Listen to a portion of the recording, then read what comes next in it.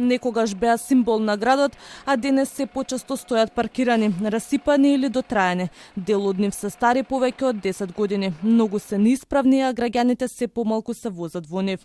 Истражувањето на Центарот за граѓански комуникации открива поразителни бројки. Јавното сообраќајно предпријатие има 341 автобус, исправни се само 185, а на улица секој ден излегуваат 157. Па поради тоа бројот на патници е повеќе од преполовен во една деценија, вели Герман Филков. Сето ова придонесува многу помалку луѓе да го користат градскиот сообраќај и нормално да наоѓаат други начини, а тоа се, како што гледаме од метежот на улиците, претежно автомобилите. За поголем дел од граѓаните градскиот превоз и натаму останува рак рана на главниот град. Чекањето продолжува, нервозата расте, а вербата дека ќе се обнови возниот парк бледне. Многу е лош.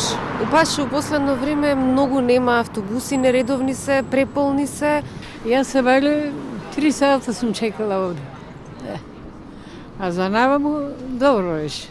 Има најава дека ќе дојдат нови еколошки или како ги кажуваат.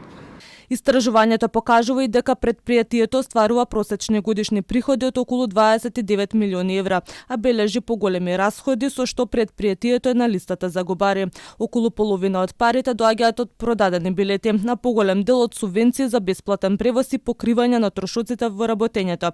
Не може 10 години да му се отприлика исти приходите, тие треба да растат, нормално со пораст на инвестиции и така натаму, така што се е ова некако поврзано и се упатува на тоа дека стагнира, опаѓа и квалитетот на превозот и на автобусите, бројот на патници и дека треба нешто да се преземе итно. По скопските улици најмногу сообраќаат кинеските автобуси на Јутонг, потоа украинските најмалку или само 33 се по новите автобуси на МАН. Последното подновување на возниот парк на ЈСП беше лани, кога Европската унија донираше 6 еколошки автобуси. Поранешната градоначалничка со месеци ја ставаше точката за набавка на нови екоавтобуси на дневен ред, но таа никогаш не доби зелено светло. Актуелниот градоначалник во кампањата вети нов градски превоз до март годинава.